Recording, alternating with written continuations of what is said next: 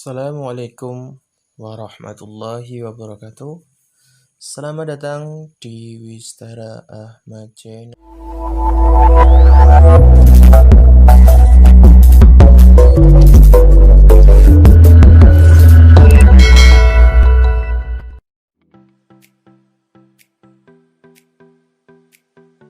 Assalamualaikum warahmatullahi wabarakatuh.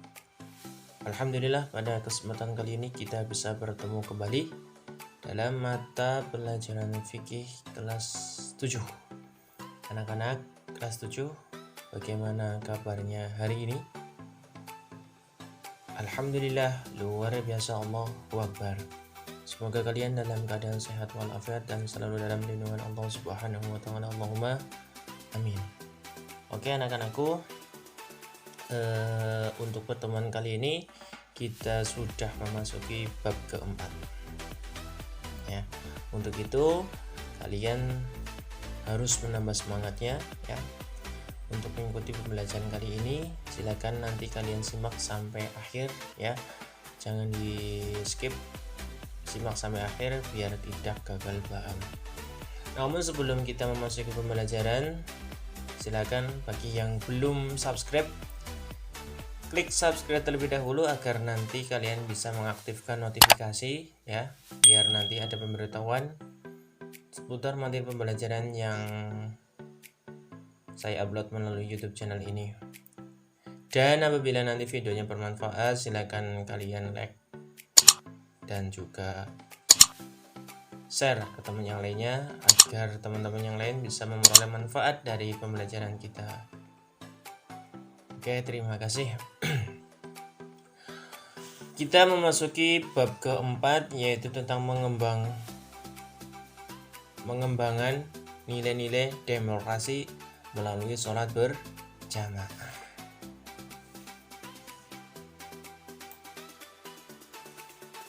Oke, dalam mata pelajaran semester Gasal kelas 7 ya, untuk bab keempat yaitu tentang sholat berjamaah.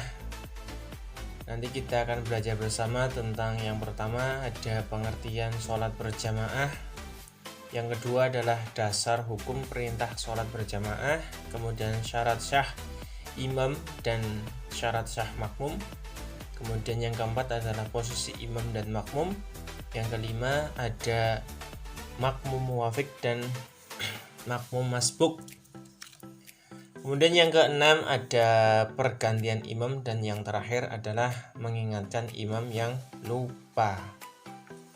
Oke, langsung saja ya, sediakan buku tulis dan alat tulis nah, biar nanti kalian bisa mencatat materi penting pada pembelajaran kali ini. Oke, untuk mengawali pembelajaran, marilah kita mulai dengan membaca basmalah terlebih dahulu bersama-sama. Bismillahirrahmanirrahim.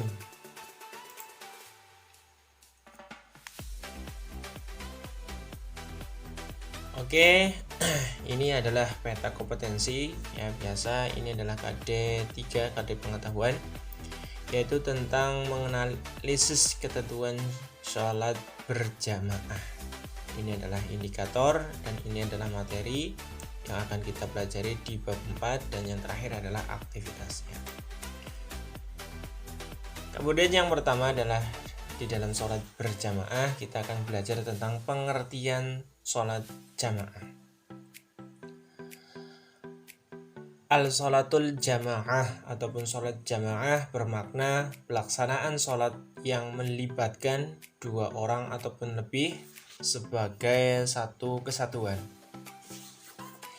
yang salah satunya berperan sebagai imam dan yang lainnya sebagai makmum. Ya, jadi pengertian daripada sholat jamaah adalah pelaksanaan sholat yang melibatkan minimal dua orang ataupun lebih ya sebagai salah satu kesatuan, kemudian orang yang satu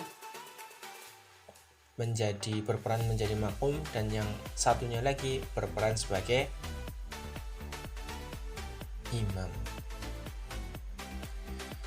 Kemudian sholat jamaah paling sedikit ataupun jumlah terkecil dalam pelaksanaan sholat berjamaah adalah 2 orang, ya, satu sebagai imam dan yang lainnya menjadi makmum, meskipun salah satu di antara 2 orang tersebut adalah anak kecil, kecuali ya sholat Jumat minimal ataupun syaratnya minimal adalah 40 orang.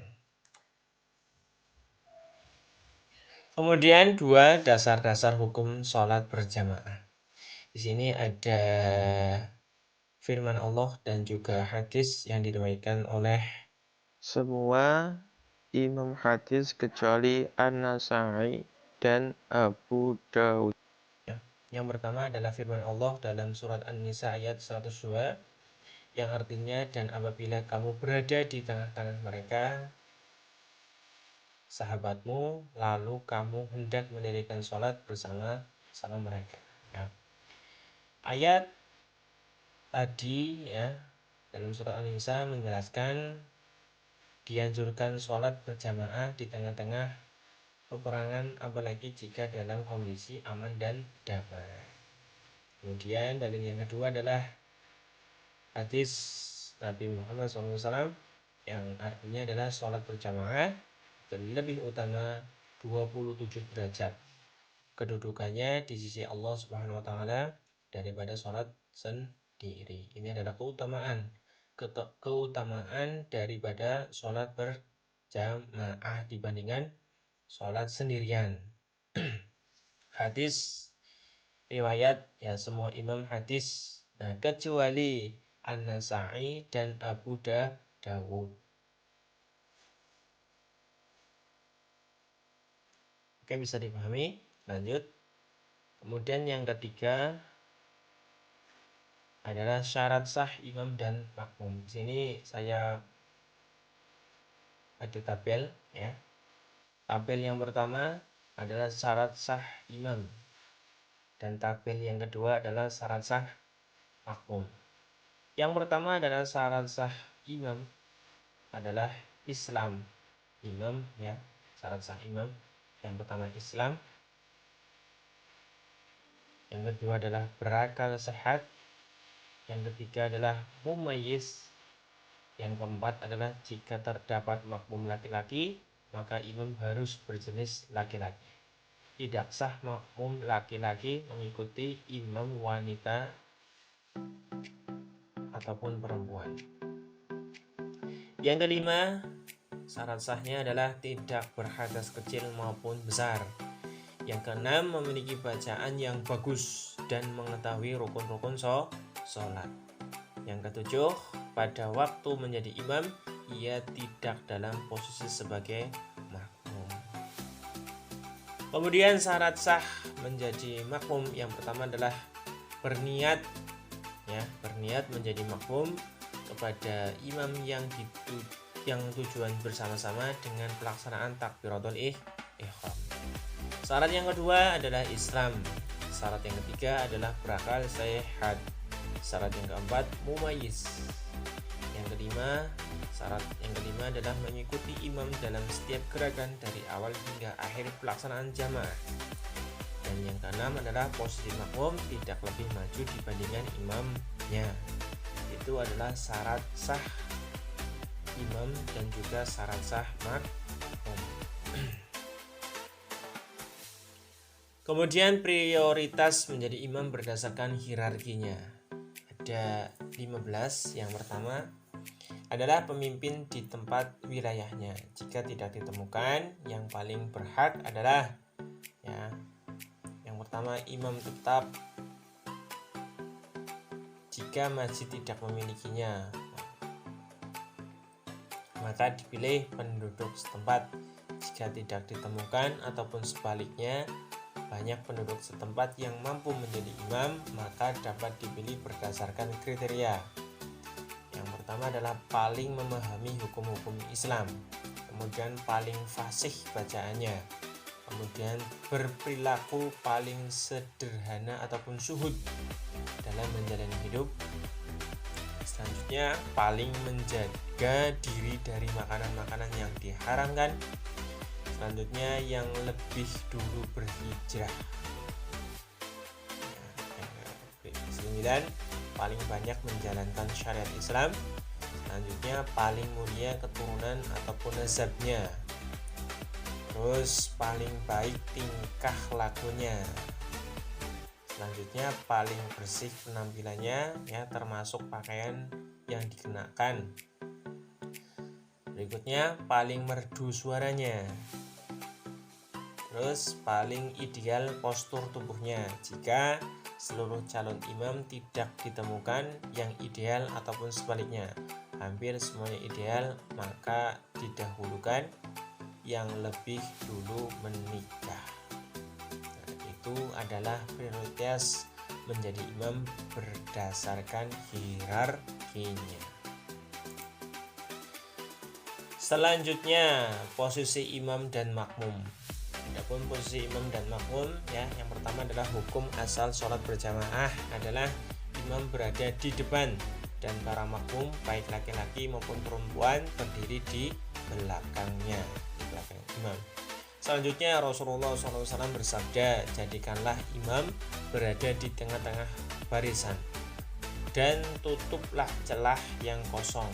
Nah, imam berada di depan dan di posisi tengah barisan.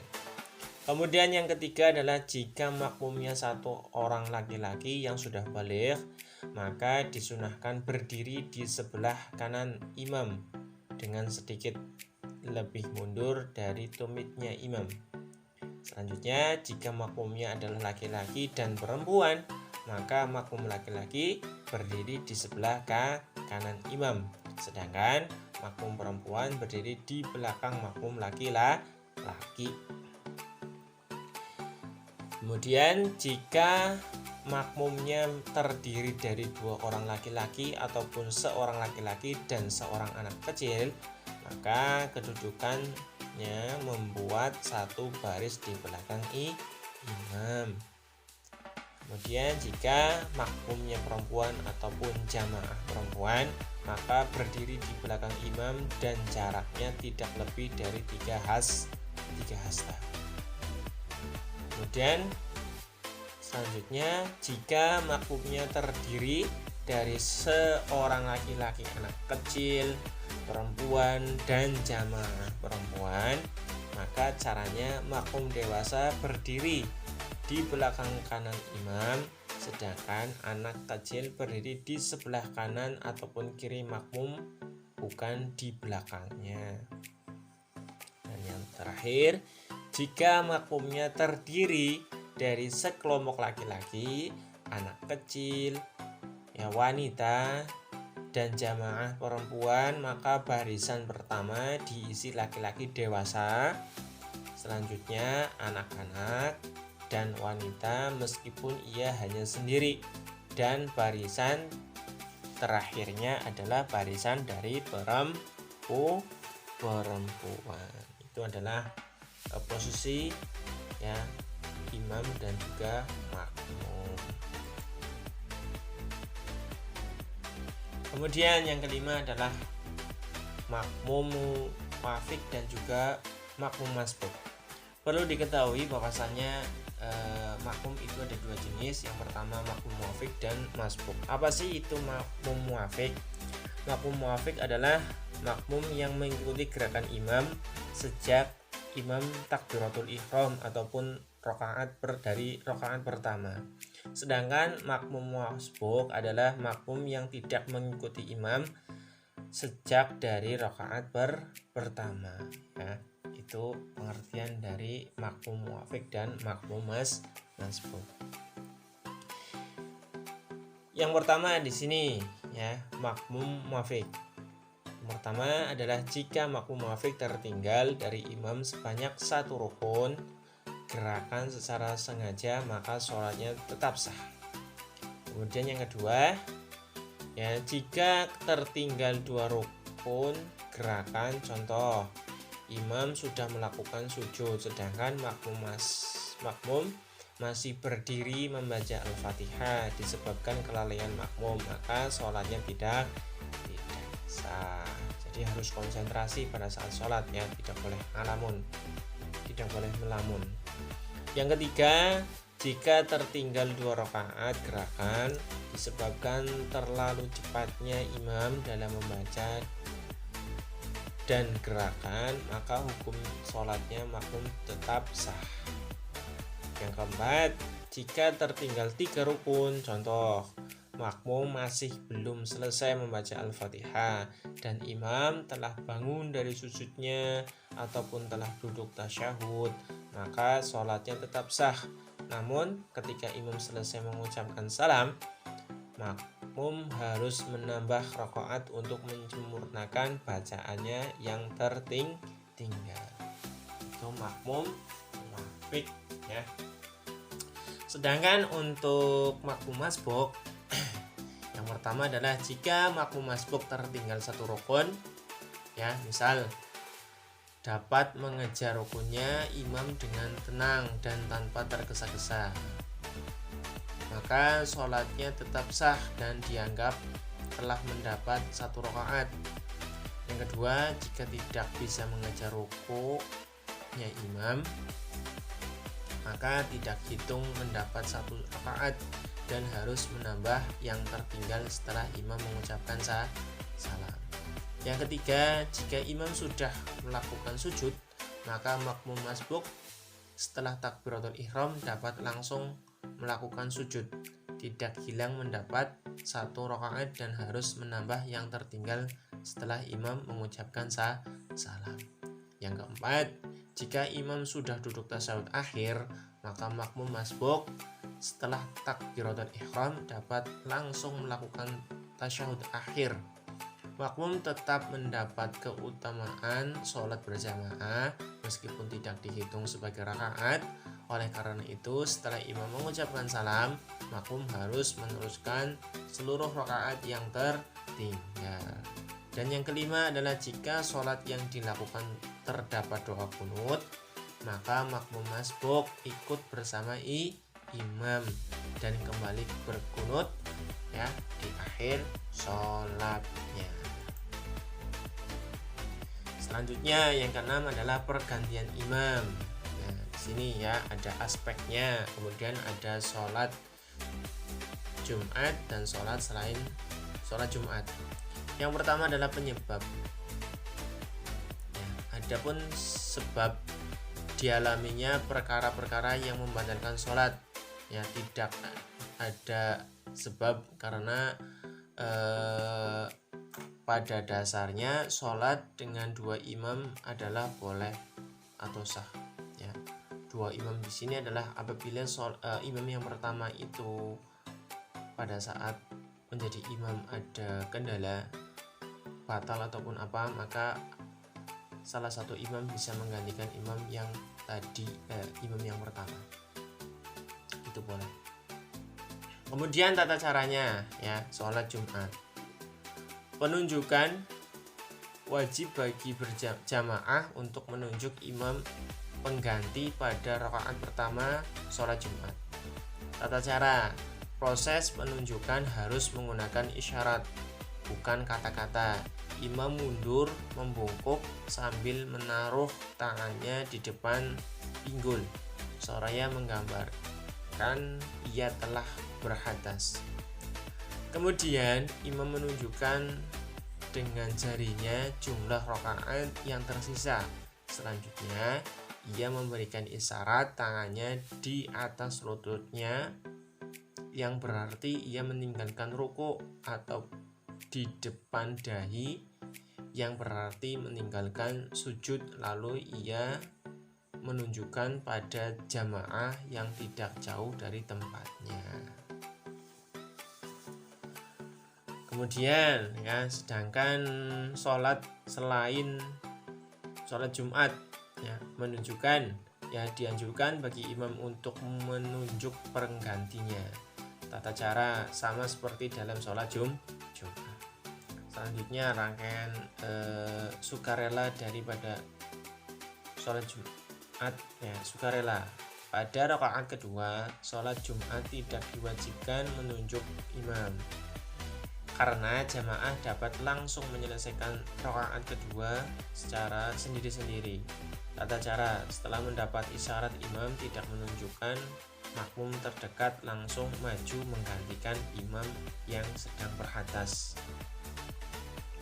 Kemudian untuk sholat selain sholat Jumat ya, makmum maju secara sukarela. Pergantian sukarela lebih utama daripada menunjuk ya, karena hak menentukan imam pada dasarnya dimiliki makmum ya. Kemudian tata caranya adalah sama seperti dalam sholat Jumat. Itu ya tentang pergantian imam bisa dipahami. Selanjutnya yang ketujuh adalah mengingatkan imam yang lupa ya. Caranya berbeda untuk laki-laki dan perempuan. Untuk laki-laki ya, untuk makmum laki-laki. Bagi makmum laki-laki yang mendapati kelupaan imam dalam membaca ataupun gerakan, cukup membaca subhanallah. Ya, cukup membaca subhanallah. Yang bermakna maha suci Allah. Perlu diingat ya, perlu diingat. Membaca subhanallah tidak dimaksudkan hanya untuk mengingatkan imam, tetapi juga berdoa kepada Allah. Jika hanya berniat mengingatkan, maka sholat makmum tidak sah. Ya, itu adalah tata cara mengingatkan imam yang lupa untuk laki-laki, untuk makmum laki-laki. Sedangkan untuk makmum perempuan, caranya bagaimana ya? Bagi perempuan yang menemukan imam yang lupa bacaannya ataupun gerakan sholat, maka cara mengingatkannya adalah menepuk tangan kanan ataupun sebaliknya. Ya, cara melakukannya adalah menepuk tangan bagian dalam tangan kiri ke punggung tangan kanan ataupun sebaliknya. Begitu ya cara mengingatkan. Untuk laki-laki membaca subhanallah dan perempuan adalah menepuk tangan. Itu ya adalah materi pembelajaran di bab keempat. Oke, apabila ada pertanyaan silakan bisa ditulis di kolom komentar. Dan apabila materi pembelajaran hari ini bermanfaat buat kalian, silakan jangan lupa klik like dan juga share ke teman yang lainnya agar kalian bisa berbagi manfaat dari pembelajaran kali ini. Oke, materi pembelajaran kali ini cukup sekian. Mari kita tutup dengan membaca hamdalah bersama. Alhamdulillah rabbil alamin. Oke, wassalamualaikum warahmatullahi wabarakatuh.